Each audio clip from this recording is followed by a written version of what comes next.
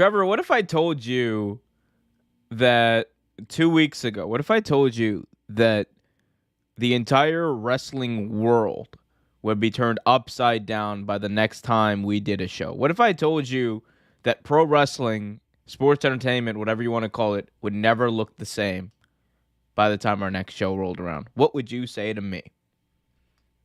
You know, I probably wouldn't believe you, depending on the way it wouldn't look the same. I was not expecting this when we came back. And you know what that would make you if you didn't believe me? A Like dirty, everyone else. smelly little Mark. Hello, everyone. Welcome back to OT Graps. The show where we make huge dinguses out of ourselves on a weekly, mostly, basis. Your entertainment. No. I only do it. I do it for me. I do it for me. Damn it. Oh wait, no. Whoa. Get back in there. Hold up there, sir. You're gone. You're fired. You're fired. You can't come back anymore. No. Vince McMahon, go away. Literally and figuratively. Guys, welcome back to OT Graps. Obviously, we have so much to talk about. And there really is only one topic this week. It's just so encompassing. Yeah. Like it encompasses everything in pro wrestling, sports entertainment, whatever you want to call it. That's how big of a topic it is. Before we do our icebreaker, I think we should just address it because I've had a chance to address it, but I don't think you have. Trevor, no. Vince McMahon, 40 years as the head of World Wrestling Federation, then World Wrestling Entertainment, gone. He retired, resigned, no longer CEO, no longer head of creative. Triple H now in that position. Your reaction to this blockbuster news from this past weekend? I think my exact words were, wow. Good form, but wow. I couldn't phantom this actually happening. Like, here's the thing. It should have happened years ago, right? Like, Vince McMahon is not the saviourest of characters, right? He's not the best of humans, and this probably should have happened a long time ago.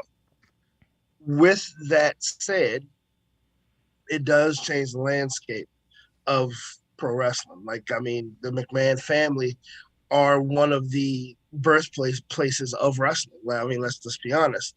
Vince Sr. turned the world on his ear, and then Vince Jr. did the same thing. He did it not as elegant as his dad, not as politely as his dad. He was more cutthroat. You're right. He just did it. He was more cutthroat, more ruthless, and if he could think it, he did it. If it made absolutely no sense to anyone else, he did. I've seen on the internet a lot of people like, "Oh my God, no, Vince is gone. Thank you for all you've done." Blah, blah, blah. That cringe. Did you see that cringe segment with Stephanie McMahon opening up SmackDown? Oh my God! Where she was like, where the crowd was chanting "Thank you," and she's like, "Hey guys, you jumped the gun on me. I just want to thank Vince." I'm like, bro, what? It's so cringe. You know who signs your paychecks, madam? Still signs your paychecks. Like, although I was like, not. Yo, technically not. Yeah, but like, and I'm just looking at this stuff. I mean, on like even on Twitter and on Facebook, I'm like, yo, like, are you guys really sad that he's gone? There and there's one guy. Yeah. There really are. There's one guy in particular who's like, what do you mean? He's done so much for the wrestling league. I was like, yes. He's done a lot for wrestling. Not all of it good.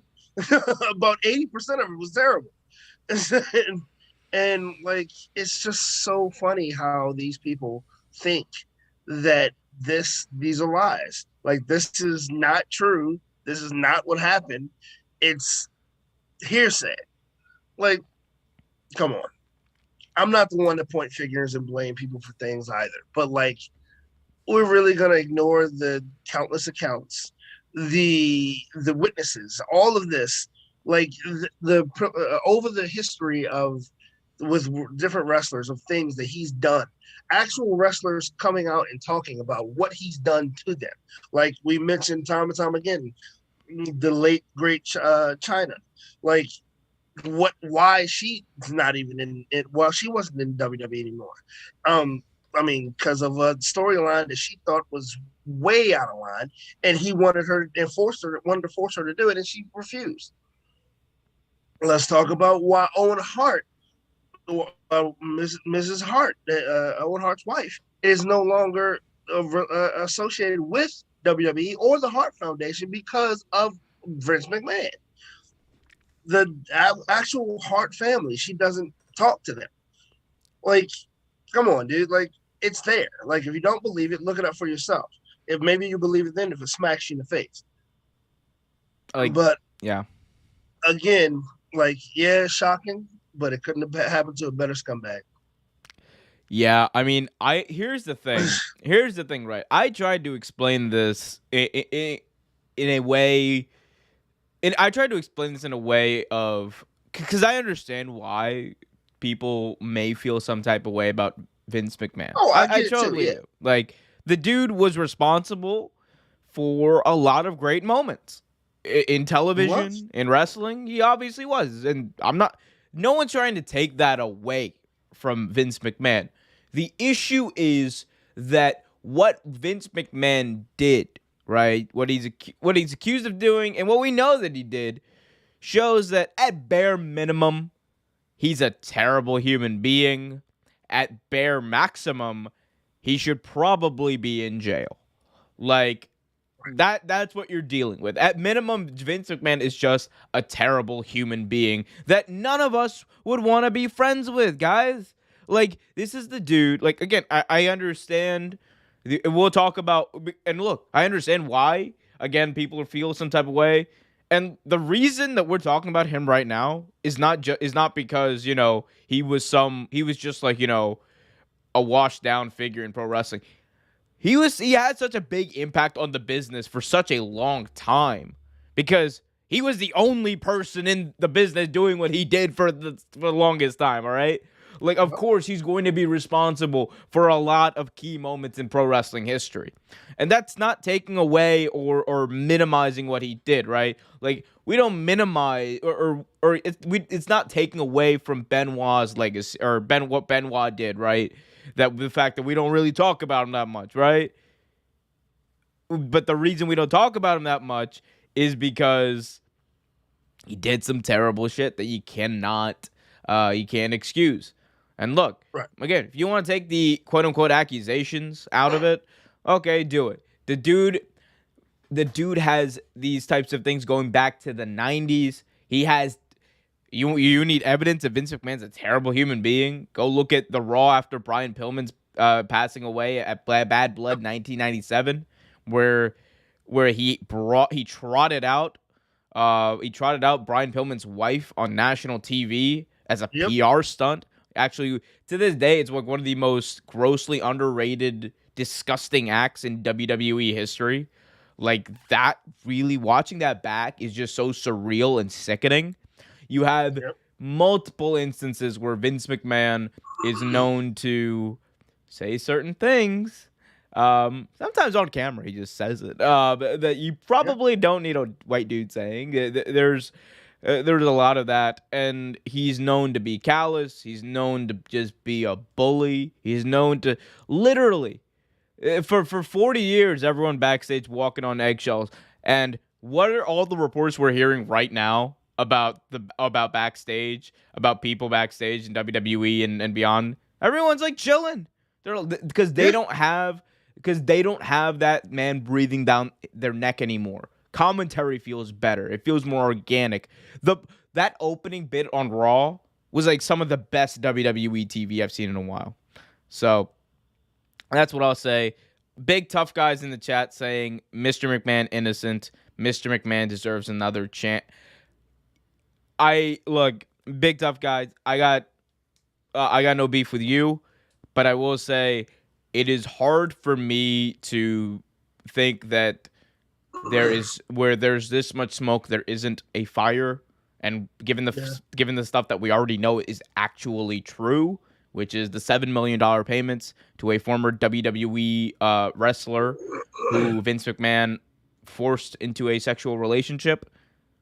That's like, to me, one of the most damning ones. Of course, the Rita Chatterton story has been around for a while as well, but there's a lot, and I think we've talked about that before. I don't want to go into that any more than we already have until there are going to be new things that are coming out, because HBO and Real Sports are gonna make a episode about it, and it's apparently course. very damning, according to Brian Alvarez of Wrestling Observer. So I mean, there's like that. you But said, like yeah, it's like I mean, like we just said, like everybody deserves their own opinion about it, and I can understand why some people. I can understand why Big Tough Guy say he's innocent. I get it. I mean, unless he's just jobbing our chops, jabbing us in the chops. But like job in our there are wait, is that another one? Is that another Southernism right there? Job in our that's a chop. trap.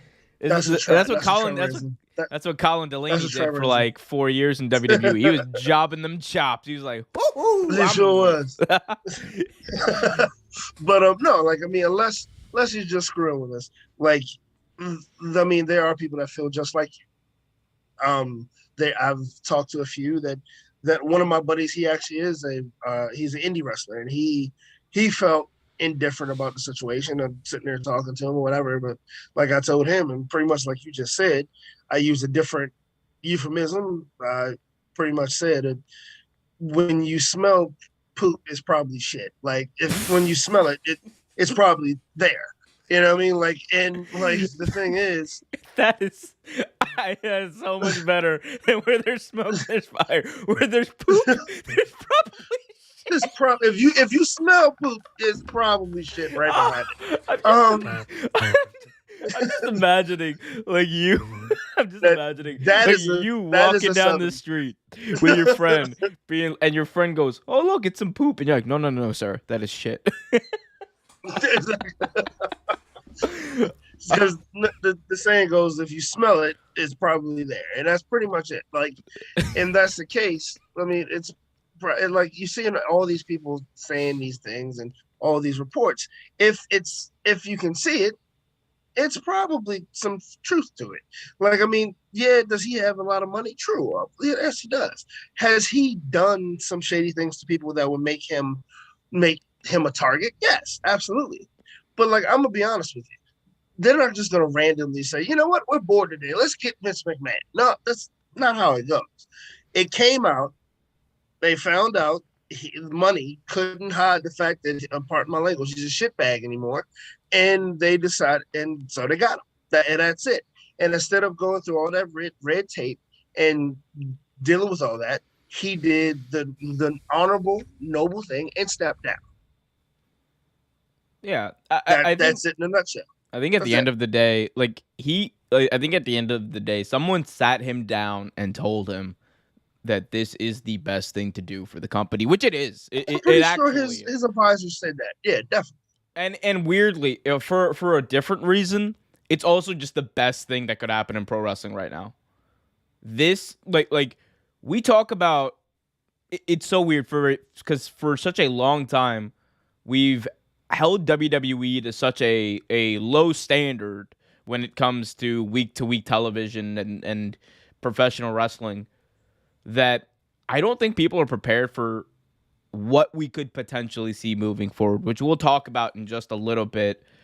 I just want to get to one more aspect of this Vince McMahon story overall, Okay. and that is just the impact that it is likely going to have, or the impact that it has had. Like, it's difficult for me to fathom a wrestling world without Vince McMahon, right? It actually is. It's inconceivable because he's always been there for the vast majority of us. He's always been there. He's been the leading voice, the leading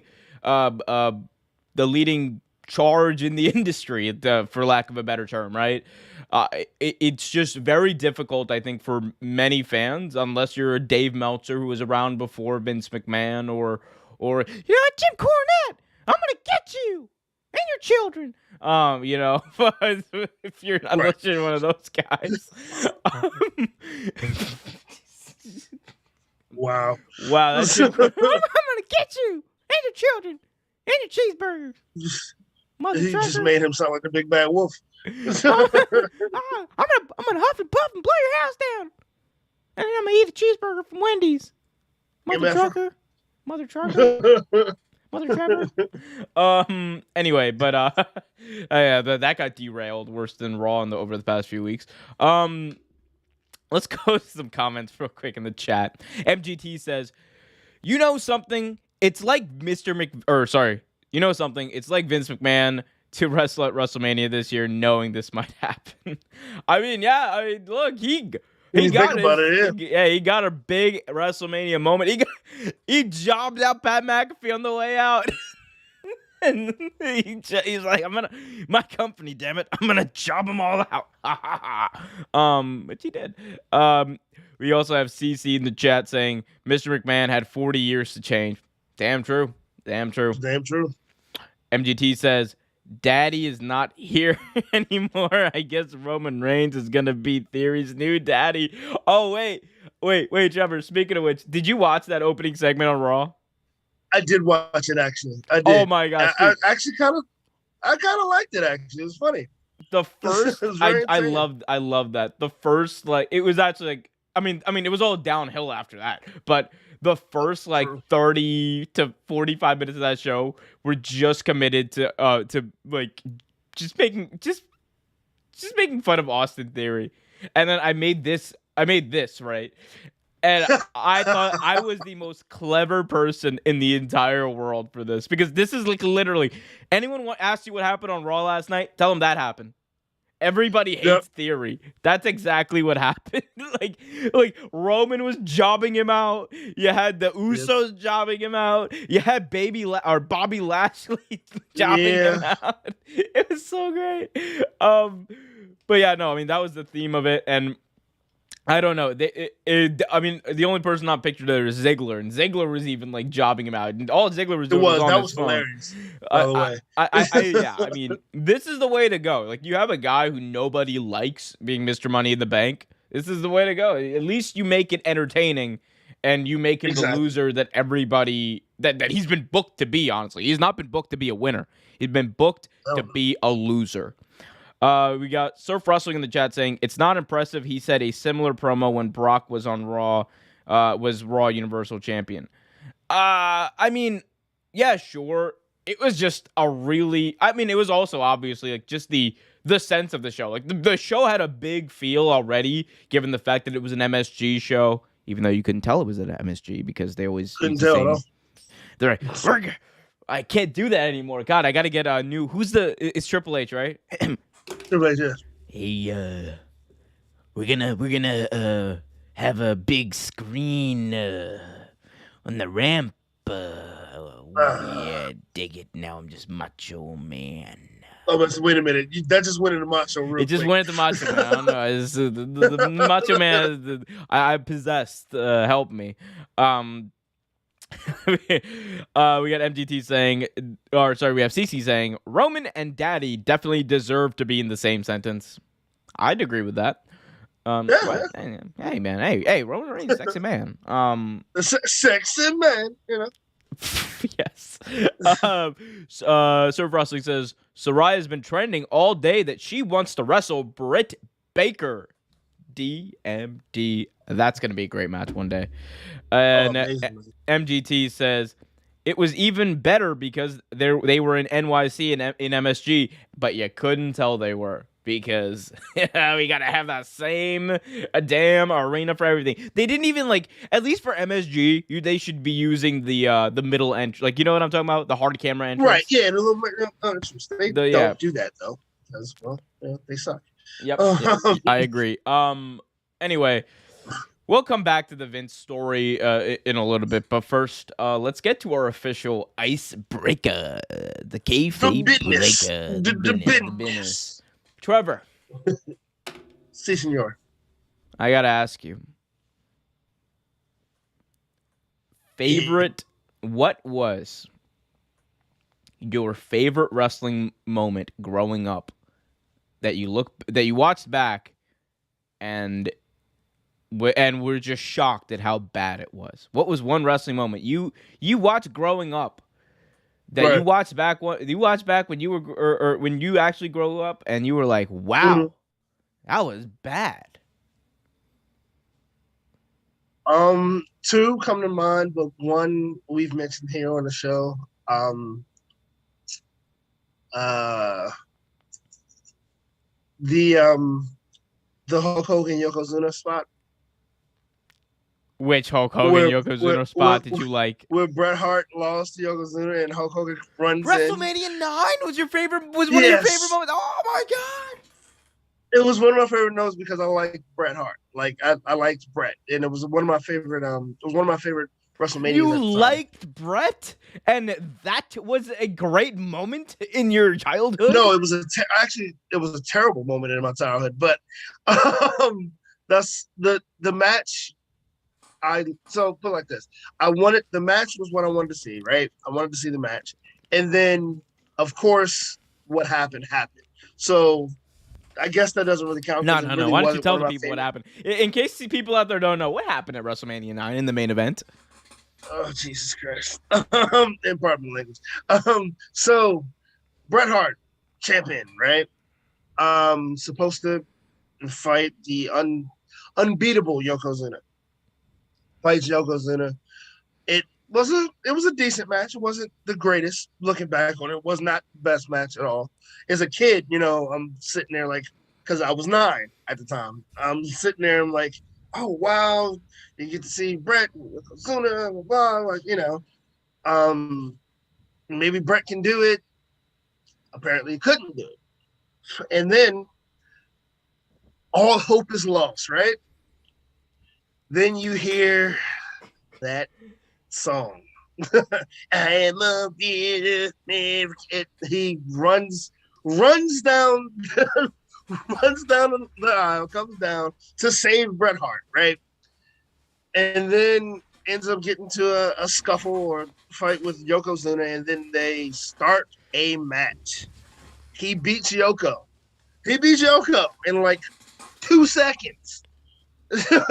And America The guy- won, and that's how America won World War II, ladies and gentlemen. We beat the Samoans. Sorry, we beat the Samoan who was pretending to be Japanese. The Japanese, exactly. Pro wrestling's a wonderful wonderful form of entertainment, isn't it? No, it was the worst thing ever. Like, my heart was broken in the middle of the match, right? Well, when Bret lost the way he did, and then let that crap happen, and Pasta Mania still strikes me in my sleep. But yeah, that was terrible. I just imagine little Trev watching that, being like, "Oh yeah, Hulkamania! He saved Bret Hart. He's got the red, white, and blue flowing through his brain." We were a Big Boss Man family, an Ultimate Warrior family. You big. Oh no. Oh my God. So you were the. Wait. Hold on. And Macho, of course. I gotta do a big. I gotta do the Big Boss Man. You just got bossed. You just got bossed. My man Ray Trailer, my man. R.I.P. Yeah, I love. Actually, all jokes aside, I did. We were a Big Boss Man. My mom liked Jimmy Snuka. My grandfather liked Jimmy Snuka. We also liked Macho Man and Warrior, which Warrior was actually my part of the other thing as a kid that I look back on how bad it was. That match where Hulk Hogan lost to Ultimate Warrior, and Ultimate Warrior got the belt. Went back and watched that match. Wow. Could no one sell in that match? Okay. To be fair, that was the best result that match was ever gonna have. Like, oh, absolutely. No, I liked Ultimate Warrior, so I wanted him to win. But like, if you look at that, product, he sold that Gorilla Slam for 2.4 seconds and popped right back up. Oh my God, he Hogan! didn't sell Hogan! anything. Hogan kicks out at Hogan kicked out at 3 1/4 and 1/3 of a quarter. Like, oh Right. no, He's looking at the ref like, come on, ref. brother! Like, dude. He went to grab the title and was like, "My Yes! title, brother! Oh, brother, brother, brother!"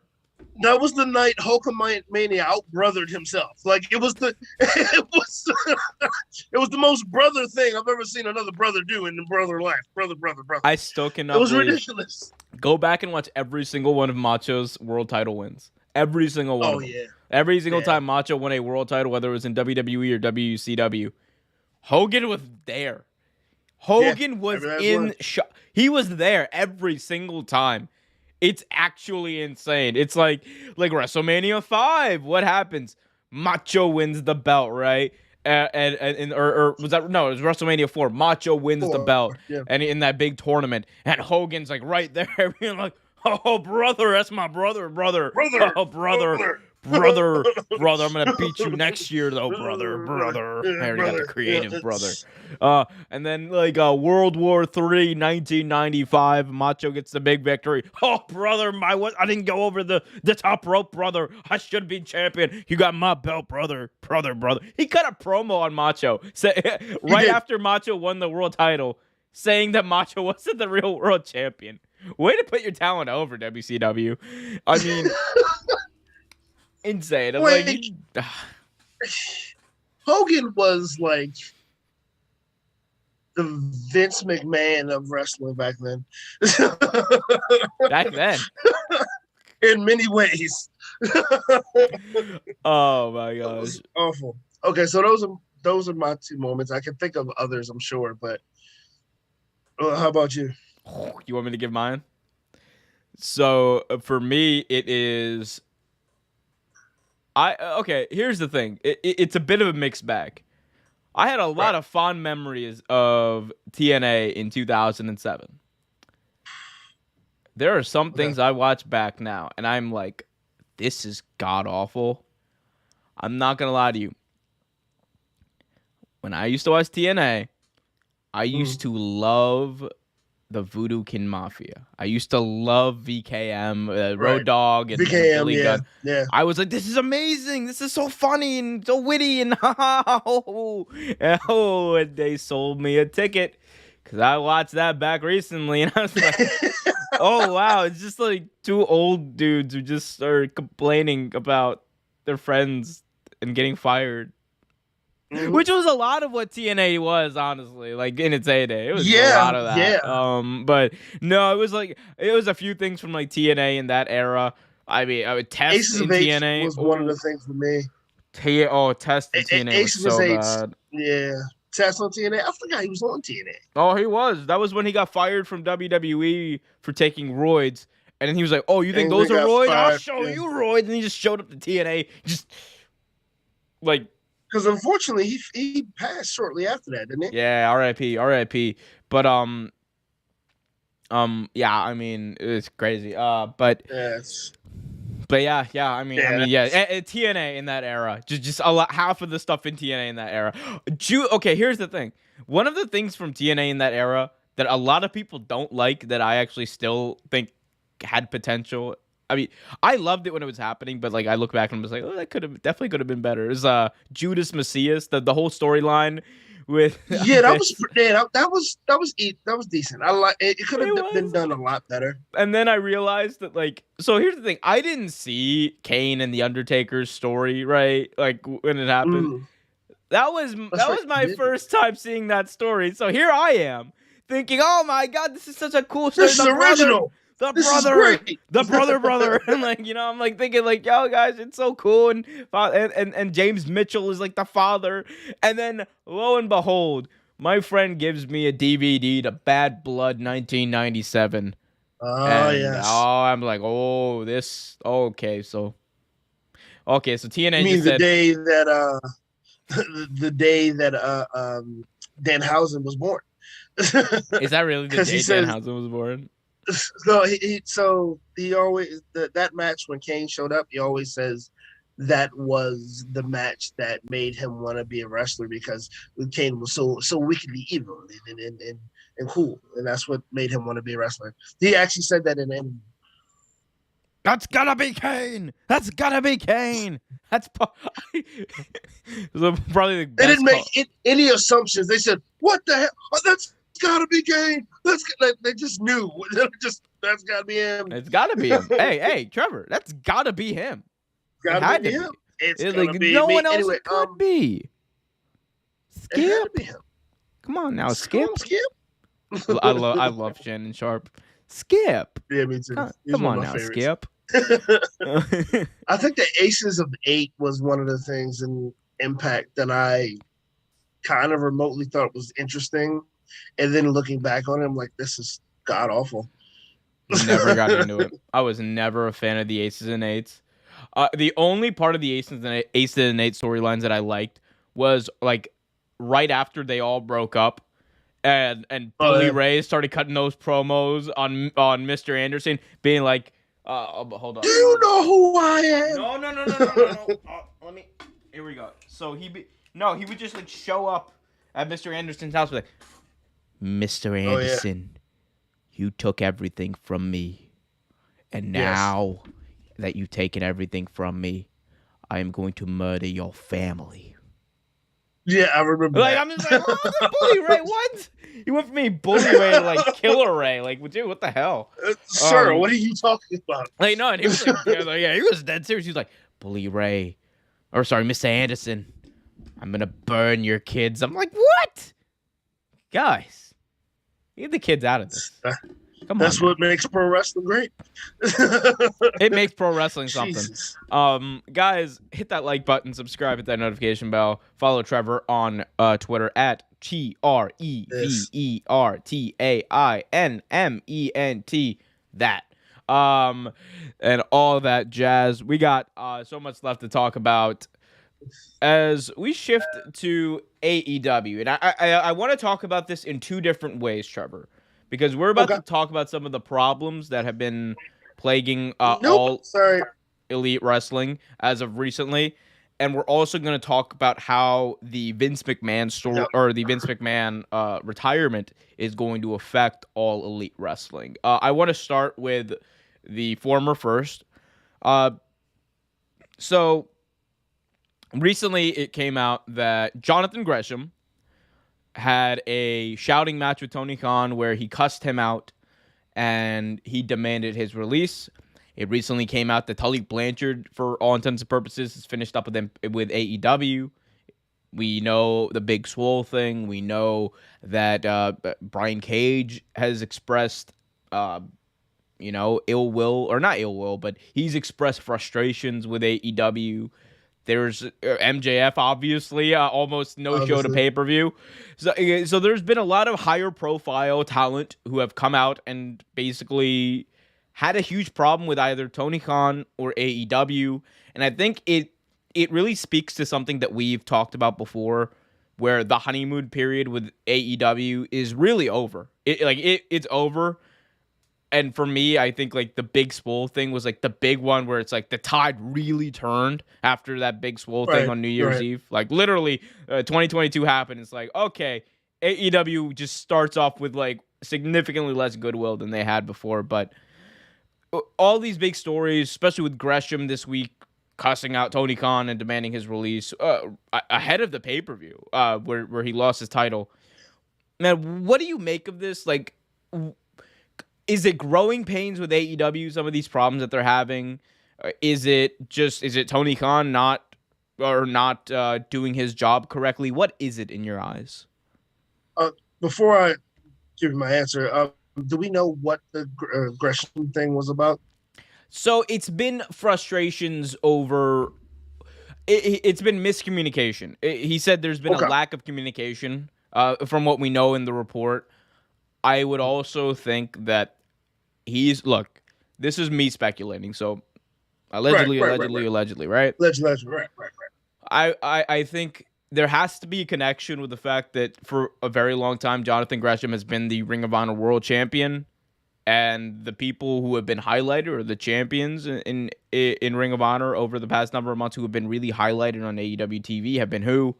Ring of Honor Pure Champion Yeah, Wheeler Yuta, 100%. have been Samoa Joe, the Ring of Honor TV champion, have been the even the ROH tag team champions have been more highlighted. Like, people forget that Jonathan Gresham was the Ring of Honor world champion. You know, and which honestly, if that's the belt that you're trying to build up, should not happen. But I mean, look, I think like that's definitely I think that it would be hard for us to ignore that would play a part in some frustrations as well.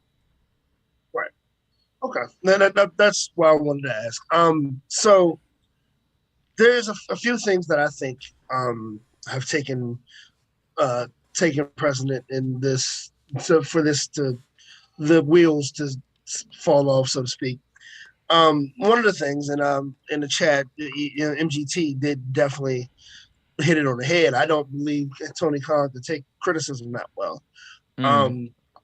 Also, Tony Khan has a issue with diarrhea of the mouth. He just says things that he shouldn't say.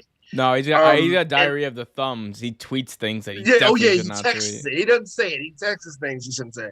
Although I will say this, my last thing I'll say, that tweet he sent out when Vince McMahon retired was really funny. Oh, it was absolutely hilarious. Well, when he said it was like, as the longest running CEO in pro wrestling, I was like, okay, that was a good one. I was okay. Like, good job, Tony. I tip my hat to you, sir. But continue. But another thing we've talked about plenty of times before, and honestly, I think you're starting to see the effects of that. AEW has too many stars. They have too many high caliber talent that should get some airtime and some TV time, and it's going to the morale of the other stars. It's gonna happen. You know what I mean? It's going to dwindle. Tensions are gonna rise. People are gonna be upset. It's gonna happen. You know what I mean? Like, it's just one of those things. I mean, for instance, with the tag team titles, right? This got put on Swerve Scott and Keith Lee, which is fine, right? Which is fine, right? But me and you both said we would have loved to see, and a lot of people said the same thing, see those tag team championships on Will Hobbs and Absolute. You know what I'm saying? Like, and then you also have talent like Will Hobbs and Ricky Starks who haven't even sniffed after a belt. I mean, Ricky has a FTR championship, but who really cares about that? And like Ricky Will does. Hobbs hasn't even. Taz does. I'll have you know, Taz really cares about that. Taz does. Taz does. And you have Will Hobbs, who hasn't even gone for like a TNT championship or anything like that, who hasn't even put in a picture or the situation to even go for it. You have a lot of stars. Chris Statlander has not sniffed a championship belt yet. Has not even got close. Ty Conti, when she was hot, they missed their opportunity. Like, it's a lot of things that they're doing that all look good on paper, but like, you're like, wait a minute, you have this, that, and this star. When is that talent gonna get a chance to flourish? I mean, and I can understand Gresham's dismay, because I mean, let's be honest, Gresham is quite possibly one of if not number 2 greatest technical wrestlers in wrestling. He is. I love John Gresham is amazing. I love watching Gresham. That match that him and Claudio put on was chef kiss. Great match. But the thing is, I mean, like you said, he has not been on TV lately. He hasn't even been talked about. Unfortunately, I even forgot he held the belt. So you can understand his frustration. I get his frustration. The tag team, the FTR boys. No. Ass boys. Briscoes. The Briscoes. You said boys. No. I was like, ass boys? the Briscoes, like one of the greatest tag teams to ever live, and you have not even seen them. Yeah, Yeah, okay, that's more there's of a lot there. I mean, so you said a lot. I will say Yeah. this. The thing about the Briscoes, I think like that's more of a Turner thing. Like Well, Turner yeah, doesn't want yeah. them on TV. I do, but I agree with like most of like actually like 99% of what you said there. I think the biggest thing is that for whatever reason, and I think Tony Khan generally means well with what he's saying. Like it's worth to note he's been a like whether we like it or not, overall he's been a positive for the pro wrestling business over the past number of years. Right. Uh, does that mean that over the past year or two he's done everything correctly? No, he's actually, in fact, I think, I think like from a public perception view and I think just like the way people associate AEW now, he's actually done a lot of damage over the past number of months, especially. Yeah. And I do think it's a part of it is maybe maybe the ego, maybe a sense of thinking he knows better than everyone else because he's had more success than any promoter has over the past 25 years outside of Vince McMahon. It's true. Right. So It's true. So I understand that.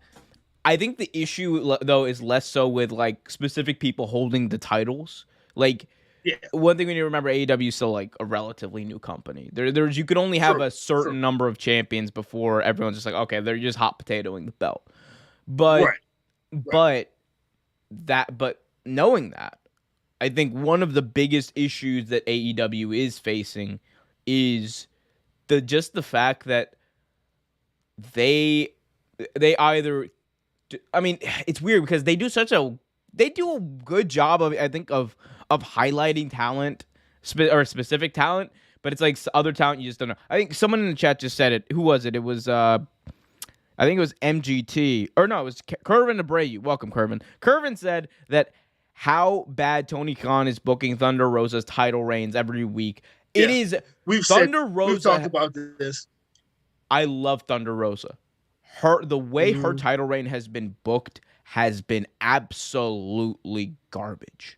Like, literally comes out, has like a minute and a half promo every week on Dynamite with Tony Khan, or no, Tony Schiavone, talking about, I'm Thunder Rosa and I'm the women's champion. Look at this. We have a segment. And that's it. They don't get anything else. And I'm just like, what? When Britt Baker was champion, like at least she would get some time. And how are people going to get better if you don't give them time? How are people going to get introduced to these people if you don't give them time? Like, I think there's inconsistencies. I think that's the biggest thing.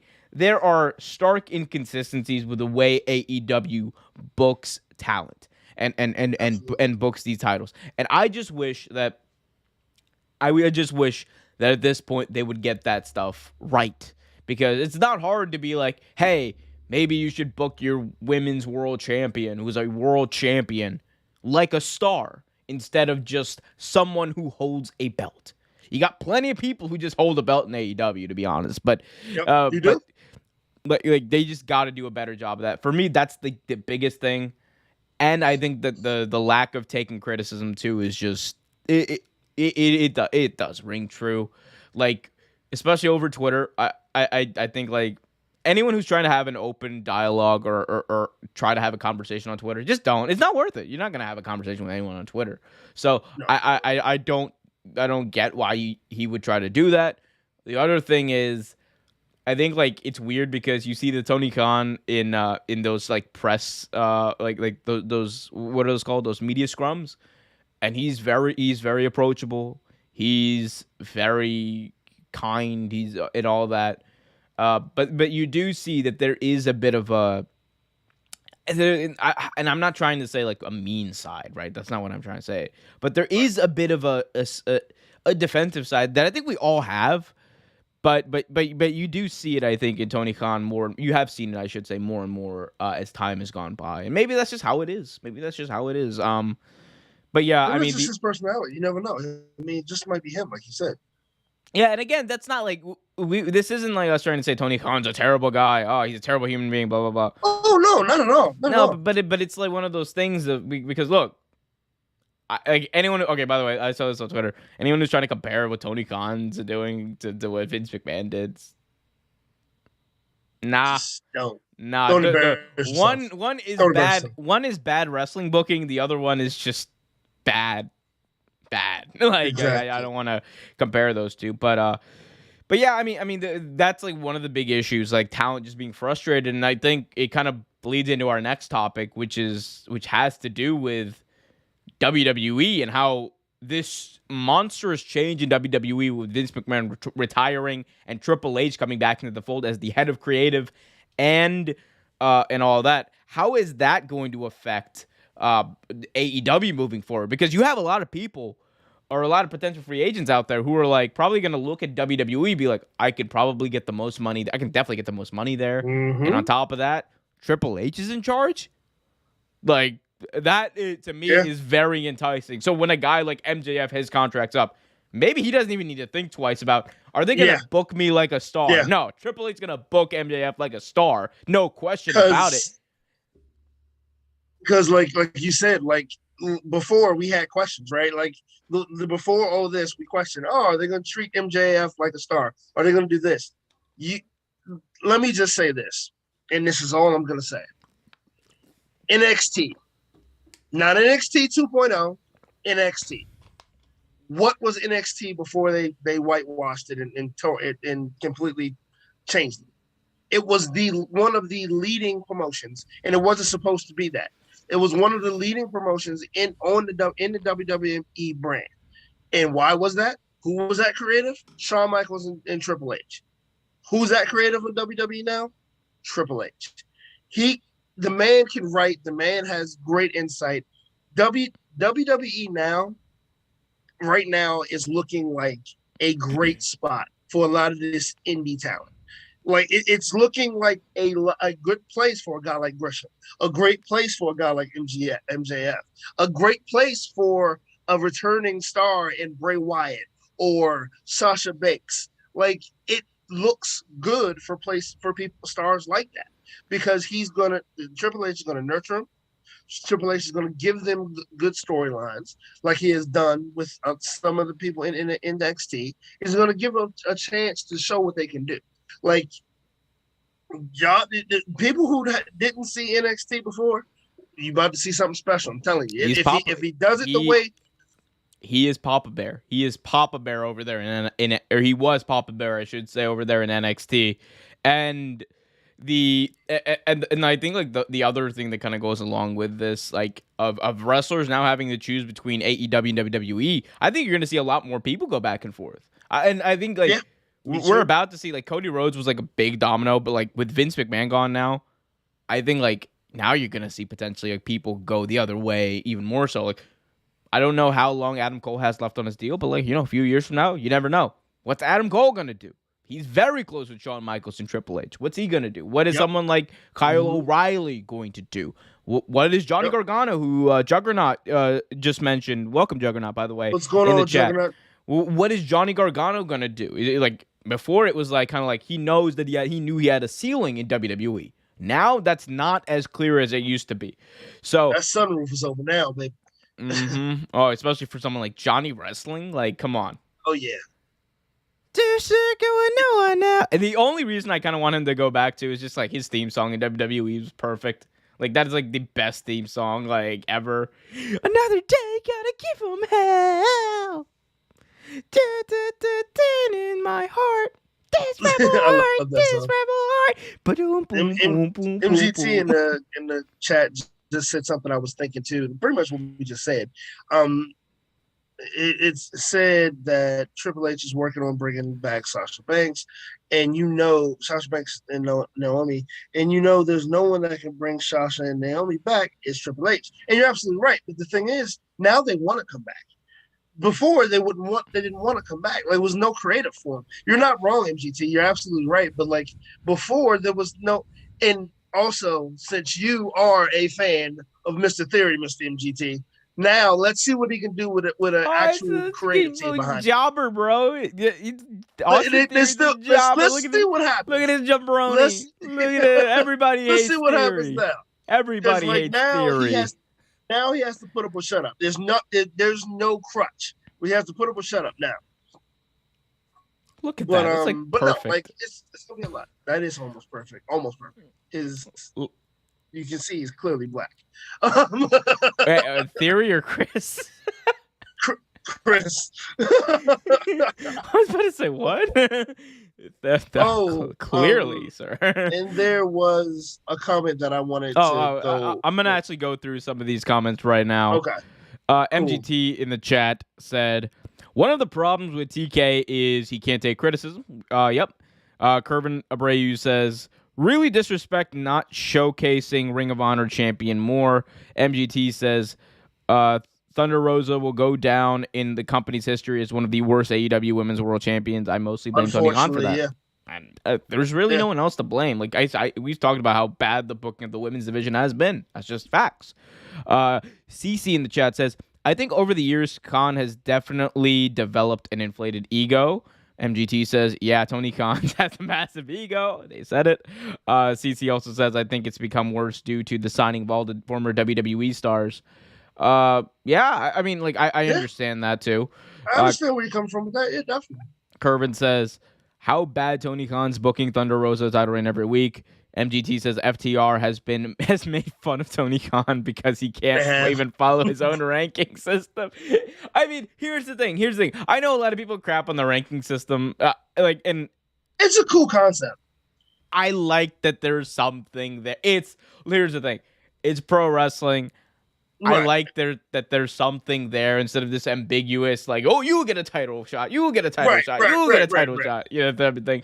I like that there's just something there that shows me, okay, there's an order here. Who's up next? Even if it's just like the booking mind sheet, whatever. I think it's an interesting way to like do that, and you don't have to like you know. And the best thing is like I don't have to keep track of it. Excalibur explains it to me every week. He's like, now who's number one? Now we have the number 2 ranked John Moxley taking on the number 1 ranked Jungle Boy in a barbed wire hell of death match. I you know he'll just tell me who's number 1, number 2, and I'll scream it at you if you can't hear it. Yeah, really fast too. I might not even comprehend it. CC in the chat says, because Triple H understands starting from the bottom as a wrestler. MGT says Theory can handle it. I don't think he can. Juggernaut says, you guys previewing SummerSlam tonight? Buddy, I don't even know. Outside of Roman versus Brock, who the hell's wrestling on that card? I don't know who's wrestling. I have no idea. Sorry. MGT says, if TK doesn't give MJF what he wants, he's sure to go to WWE, and that will be a big blow to AEW. I mean, I think, look, we don't know. I don't know, man. The thing is, a lot of AEW stuff too, with the way how much they can pay talent or how little they can, depends on what their next TV deal is going to be. If their next TV deal is like significantly larger, I think they can make a play at people like MJF or even other people whose contract comes up. The issue is if their TV deal doesn't increase, that means their revenue doesn't increase. That means their budget for talent doesn't go up. So they're going to generally be spending the same amount of money. And you can't go out and you know, bid out or outbid WWE for that. You just can't. WWE is just a monster when it comes to having money. And so I think a lot of it's riding on that. Like, that's one of the big reasons they didn't get Kevin Owens. Like, people wonder, like, why didn't Kevin Owens... Kevin Owens was really open to signing. But at the end of the day, when the deal came from WWE, AEW looked at it and said they couldn't match it. That's what it was. AEW just could not match that deal, which is what led to Kevin Owens signing. I think that TV deal for AEW is going to be like the next big thing for them to do. Like, they have to get those ratings. Their ratings are actually really good. Like, they're still generally they tend to be the number 1 show on Wednesday nights, which is great. I think it just depends on how much how much their monetary compensation for that TV deal is going to be. Juggernaut asks in the chat, did you guys watch Death Before Dishonor? I did, and I gotta say, Wheeler Yuta versus Danny Garcia was one of my favorites. It was a really good match. I thought that both of them went out there and had a great match, and I think we haven't seen the last of them too. And FTR Briscoes, like, come on, better than their last match. Better than their last match. Yeah. So there's that, Trevor. And you good there, bud? Yeah, I'm having some computer issues. Sorry.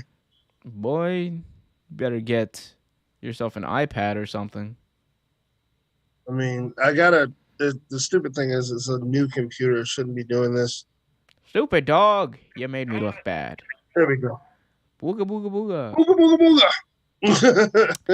MGT All right, I'm back. MGT just like messaged the SummerSlam card. Says Roman versus Brock Lesnar, Happy Corbin versus Pat McAfee. Okay, these ring a bell now.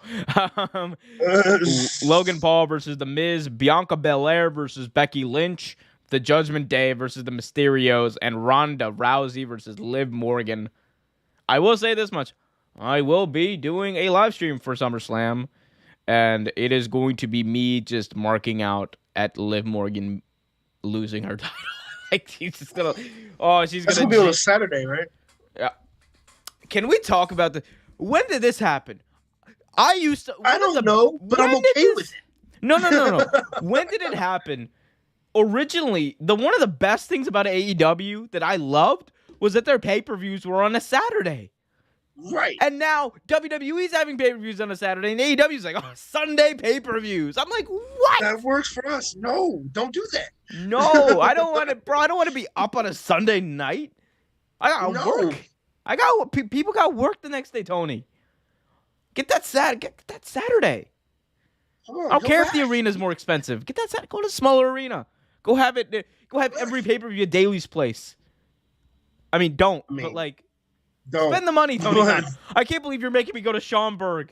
I still can't believe he's making me go to Schaumburg instead of actually Chicago for All Out. Screw you, Tony Khan. Pay me money. Yeah. Pay me. I won't be able to watch SummerSlam this week. I'll be out of town, like I told you earlier. So. Oh, you're gonna be down, or you're gonna be up in the nasty north, right? Or are you gonna be down? No. South? I'm in the dirty south. Why don't you give us a little Trevorism? Just Trevorism. Trevorism. We'll see here. Yeah, I've heard pagan slap.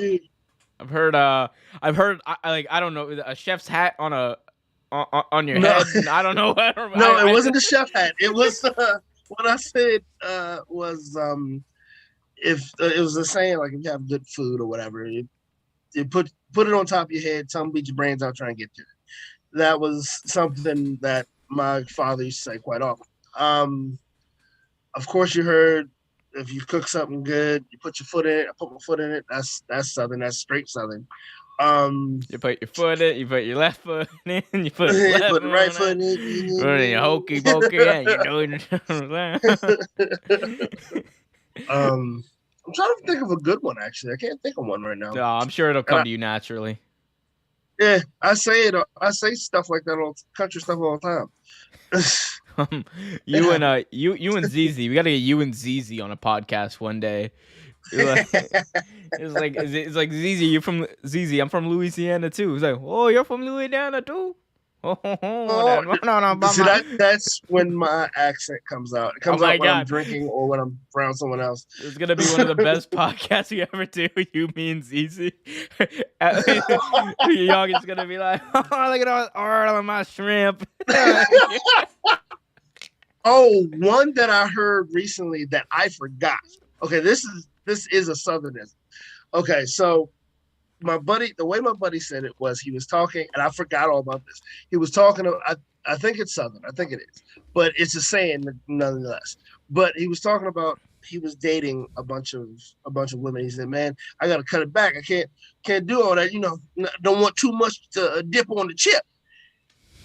And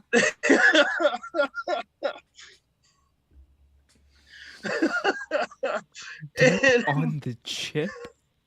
Too much dip on the chip. So what that means is, chips are fragile. You put too much dip on the chip, it will break. So he doesn't want too many women in his stable because he's gonna break. You get what I'm saying? I get it. Wow. Too much dip on the chip. Yep. That's this week's Trevorism. As the what's that? What was Rock Cena one? Never before, never again. Yeah. Wow. Juggernaut asking the chat. You going all out? When does All Out come in?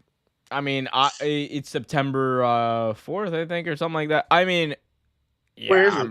It's in Chicago. Oh, sorry, no, it's not in Chicago. Don't let them fool you No. into thinking it's in Chicago. It's in Schaumburg, which is like an hour out of Chicago. That's like, Trevor, Okay. imagine them promoting a pay-per-view in D.C.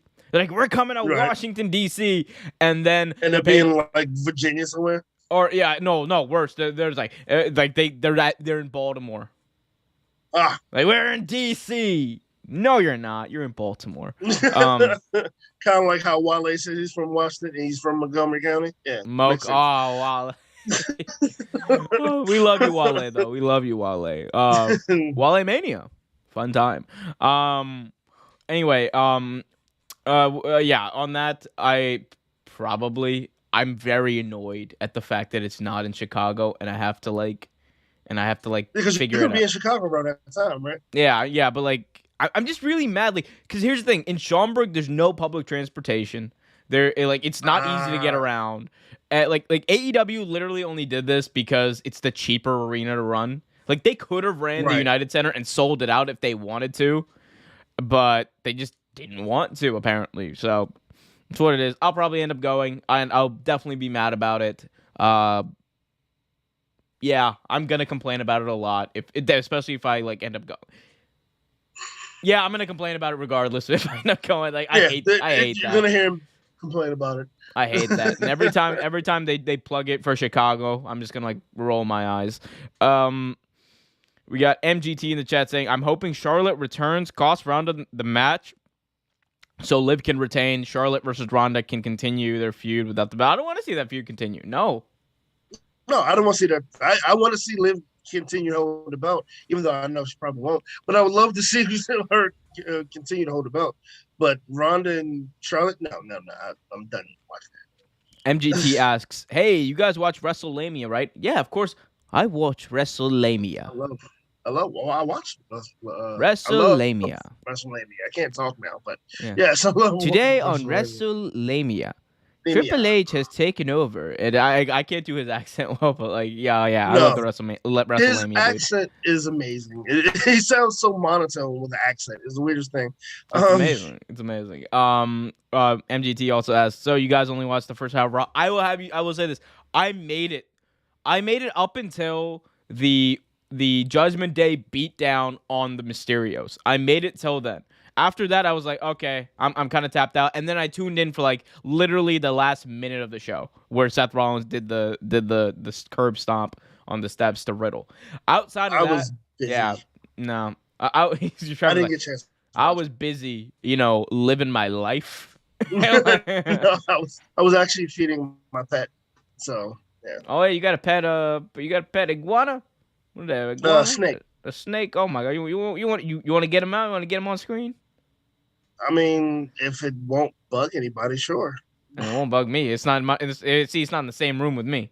It's not in the same room I'll with me. bring him up. If it was in the same room with me, we'd have problems, Trevor. I'd fight you. Never lost. Now we got technical problems. Never lost. Know that. Never lost. He's back though. Anyway, But I guys. still never lost. Anyway, though, guys. Before we get into our final segment of the day, which we will be talking about Ric Flair's last match, because I totally forgot that was happening. Put your questions in the chat before we get into our next segment. So we can get to those, talk about that, have some fun as we begin to wrap up the show. I want to thank everyone who's joined so far. This is not the end. By the way, I'm just getting the thank yous out of the way. CC, MGT, Juggernaut, Surf Wrestling. Everybody who's joined, even Affy, even good old Kervin, who's been around for a while. Good to see you, Kervin. Thank you all for tuning in. We're here. We're still here. I'm waiting for Trevor to get this damn. We got Jake to say, "Oh my god." We got Trev the Snake Roberts here. So tell us about this snake, Trevor. So, so I've been in the reptiles for a very long time, and he's moving around. And first snake, his name is Noodles. Well, actually, Boy. Professor Noodles. Professor. Professor Noodles It's, Von Rum. oh my god. Was this like Elmo? It's Mr. Noodle's brother, Mr. Noodle. Hi, Mr. Noodle.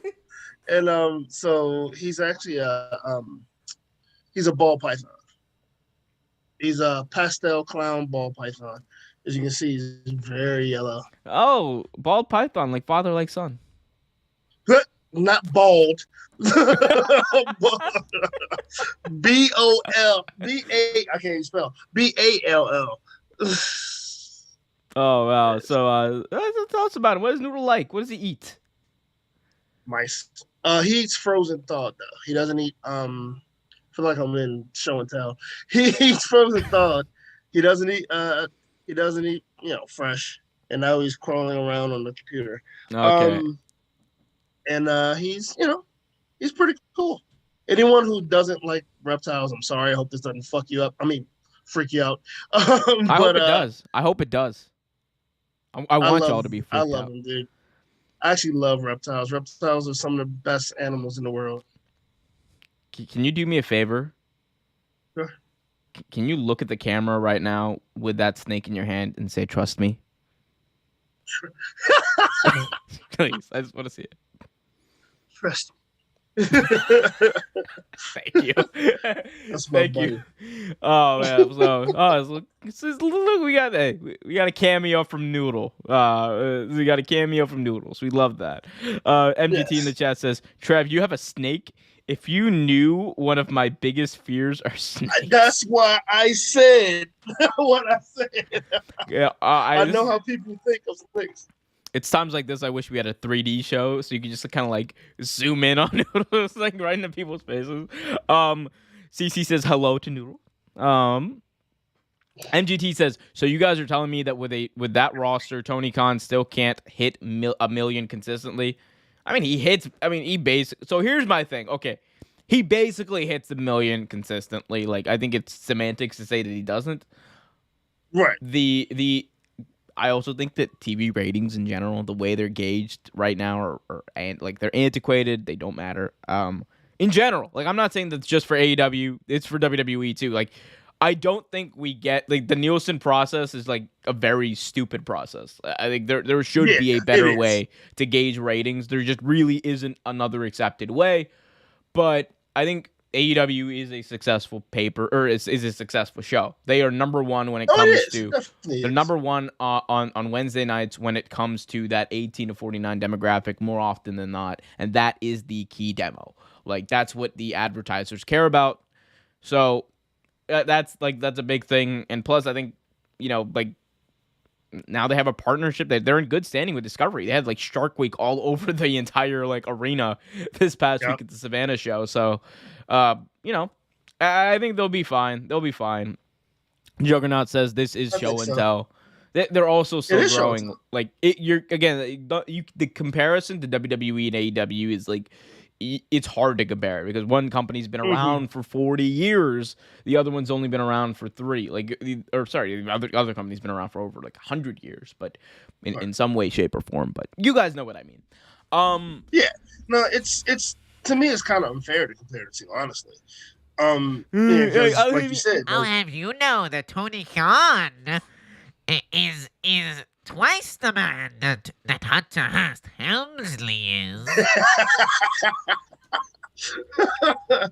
It's just one of those things. It's like comparing, and this to me is in the same thing.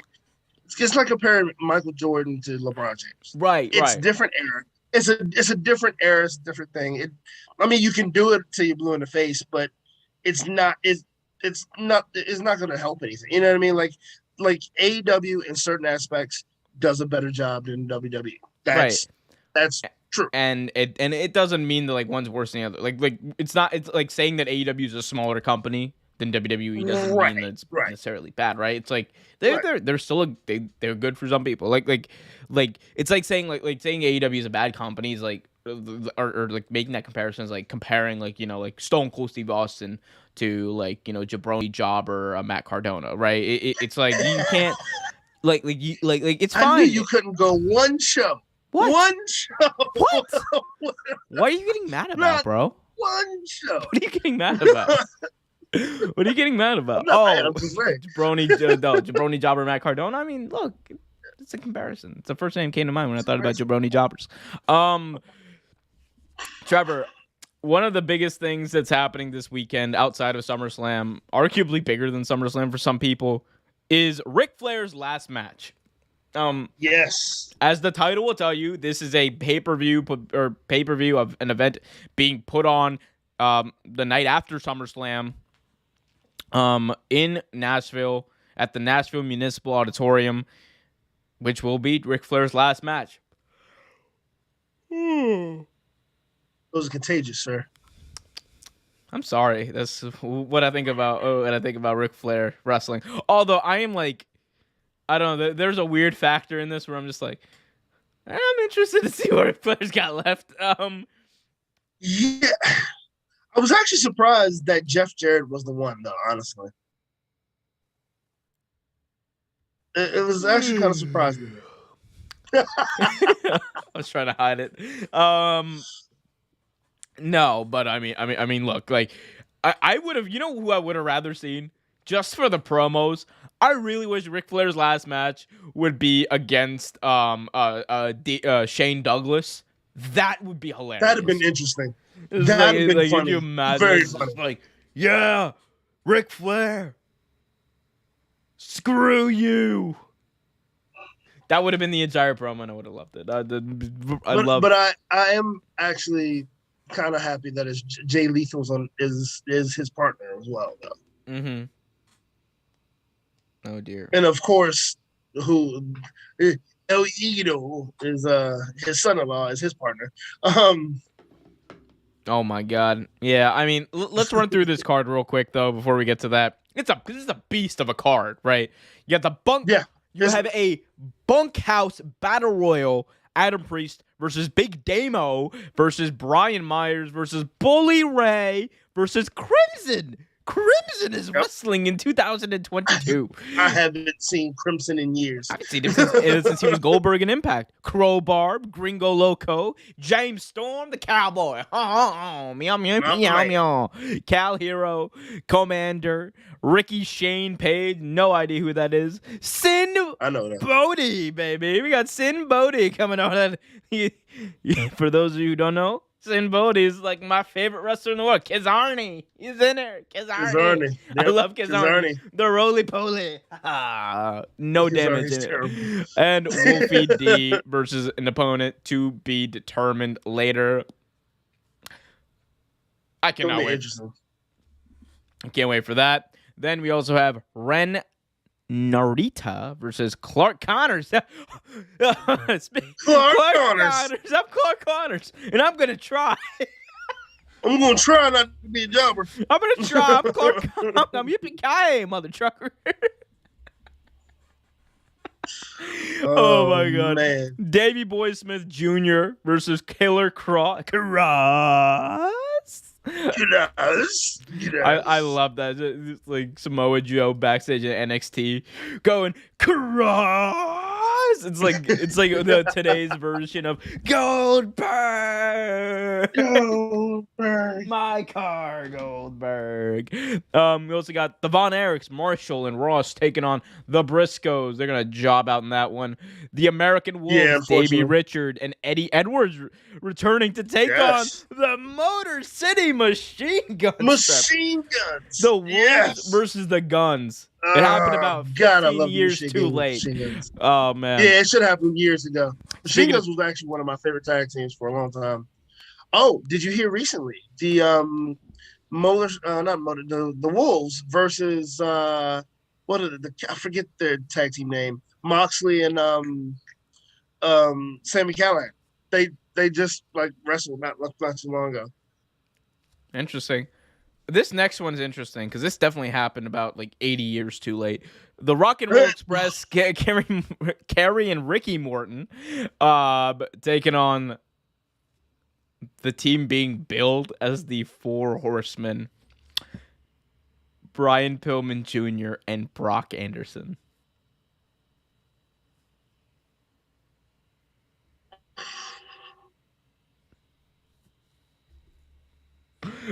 Oh my! Please tell me there's a Brian Pillman Jr. promo out there that's just like, rock and roll is dead, and I am a jobber. Like, and then Brock Anderson just in the distance being like, yeah. Brock Anderson's like actually just one of those wrestlers who's in the background who's just like, yeah. Yep. Yeah. Doing this thing, the old roly poly. Yeah. Alan Of course, it's Angels. gonna be this. Alan Angels versus Jonathan Gresham versus Oh, Takeshita. Hello. Versus Jobber Jabroni. I don't even know who you are, Nick Wayne. You're probably pretty good in a Four Corners match. Actually, yeah, I Takeshita's know time he is. in America is ending. His excursion in America is ending. He's going back to Who's? Japan. Takeshita. who? The Keshka? Oh yeah, I didn't know that. Mm-hmm. Sad vibes. AEW should just be like, mine. If I'm Tony Khan, I'm just like, Switchblade. That was the name. That's the name of him. Switchblade. Couldn't remember the names. Then we have another four-way match. Bandito versus Laredo Kid versus Ray Phoenix versus Taurus. Yo, this card That's is gonna off be a the good hook. one. This card is off the hook. And if you don't believe me, Rachel Ellering versus Deonna Purrazzo versus Jordan Grace in a three-way match for the Impact Wrestling Knockouts World title. Oh, that sounds like a good one. And if you don't believe me yet, Jacob Fatu versus Josh Alexander in a match for the Impact Wrestling World title. Ooh.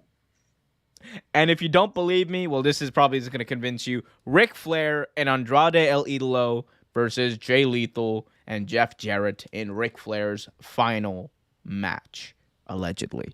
Allegedly. He said this like years ago. He's said this multiple times years ago. But let's talk about this. Ric Flair and Andrade El Idolo. What do you think about this? This being Ric Flair's last match, what do you expect from it?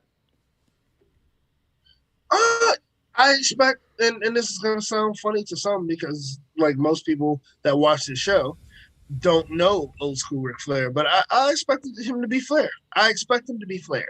Like, whatever he can possibly do, I expect him to be Flair. I expect him to style and profile.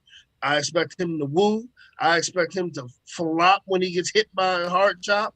I expect him to be, to be the man, to beat the man. I expect all of that. Have you actually seen him taking any bumps recently? I have. He It's actually looks terrible. pretty good.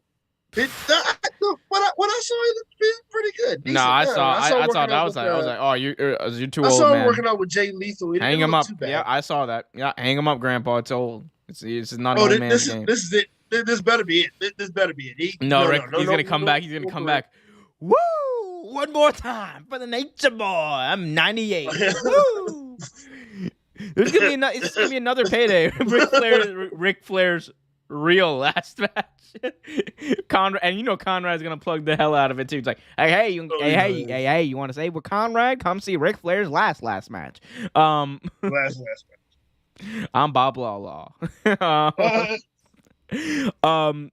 thing that I'm interesting is, do you think like there's a chance we get maybe a run in from Charlotte Flair, which would be a cool visual of of Ric Flair, maybe having his hand raised on one hand by his son-in-law Andrade El Idolo, and then on one hand, another side by, and it's like kind of like AEW Charlotte. meets WWE in a weird way.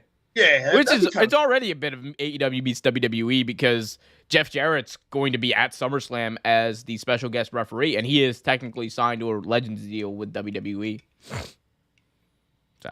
Yeah. It's going to be kind of cool. All right, tell me, does Ric Flair do the honors in his last match?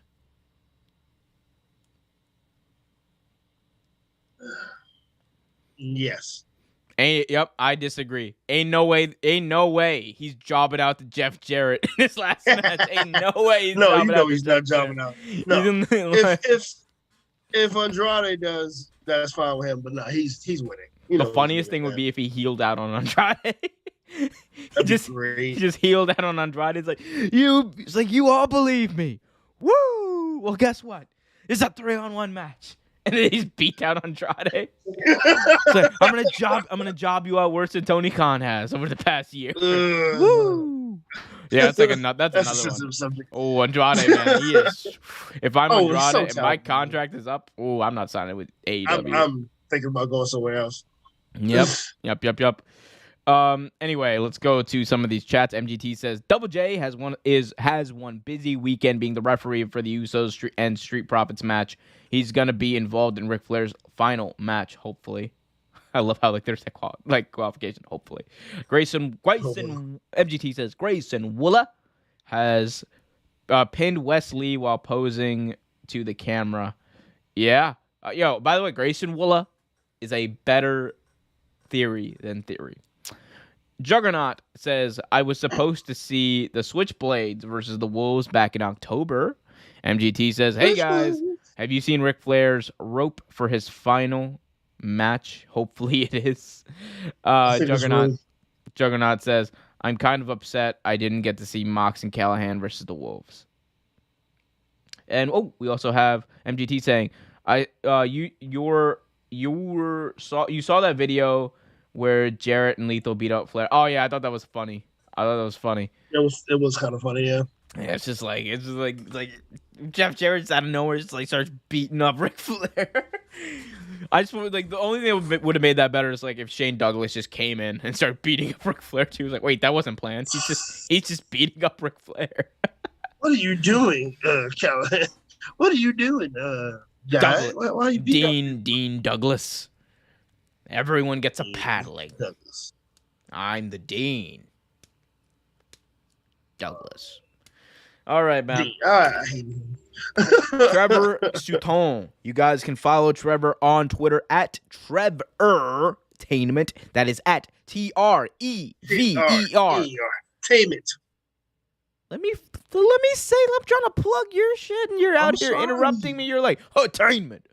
Like, I was just trying to help you. No, you were hurting me, and most of all, you were hurting yourself. Well, I'm not mad. I'm sorry. I'm not mad. I'm just disappointed. Yeah, me too. You guys can follow Trevor at TrevorTainment. That is at TreverTainment on Twitter. It's right there, so you guys can copy that over. Follow me on Twitter at OMERQ Show. Follow at Real Take Sports on Twitter. Subscribe. Tune in to Real Take Graps. Oh wait, OT Graps. Although that's a name. I don't know. Real Take Graps. I like OT Graps. Our names. OT Graps every single Tuesday. Sometimes. And to get more of this Russell Bollocks. Trevor, any parting thoughts? Well, what are you watching? I forgot to ask you. What are you watching these days? You know what? I have not watched wrestling in a while, unfortunately. I watched the Switchblade versus the Wolves not too long ago. I rewatched that and some other indie stuff, but like nothing substantial. I'm actually quite ashamed of myself. Actually, quite ashamed of myself. Man, I've been getting ready for Tampa, and Tuesday, August 9th, I will not be here as well. I will be in Philadelphia at the Kendrick Lamar concert. Tuesday, August 9th, live on Real Take Wrestling. Trevor versus... Oh, it's going to be at a concert. Okay, never mind. It's okay, bro. So we have any Philly fans, if you see me at the concert, say hi. I won't buy it. If you're going to be in Philly and you know, and you have a couple if we have any Tampa watchers, I'll be in Tampa walking around. Come say hi, definitely.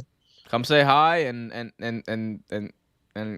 just scare the shit out of him when you see him.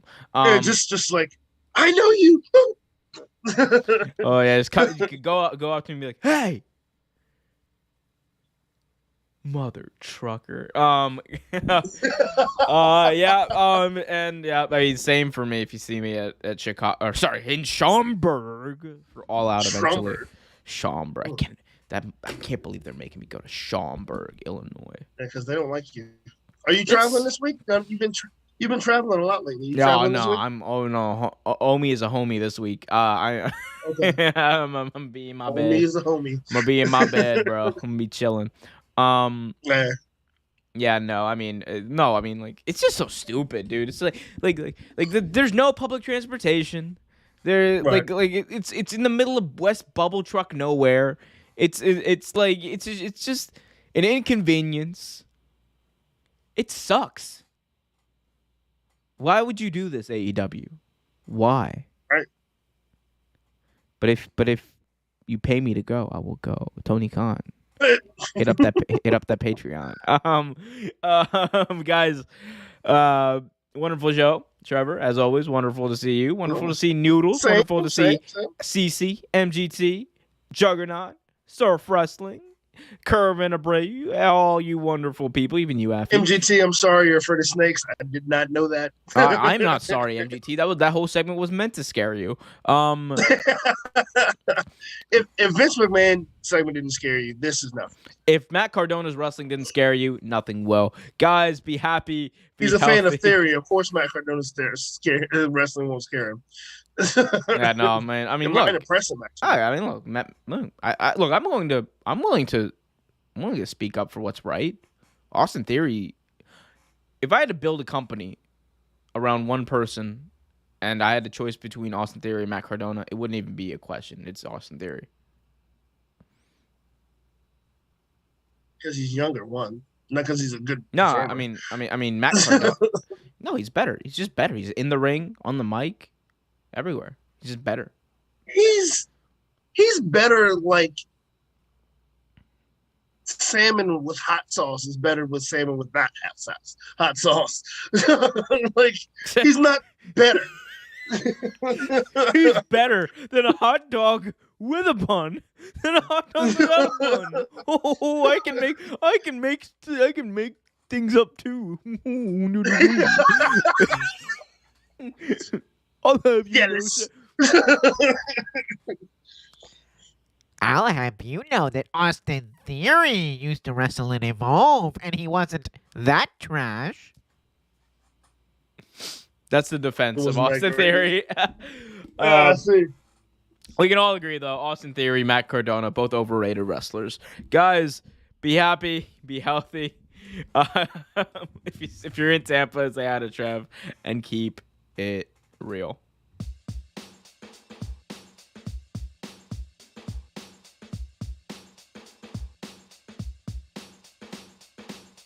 We're coming back on because MGT just said Theory is more watchable than Matt Cardona. You see? See? See? You see, our fans know. Are you Our fans know. getting into it too now, Our MGT? fans know. Our fans know. I came back on the air. We were gone. I came back on the air to highlight these bars. We were pinning this in the chat. This is being pinned for forever in the history of this stream. Man. The truth. The God's honest truth, MGT. Thank you for delivering it. I love you, MGT. We'll see y'all next time.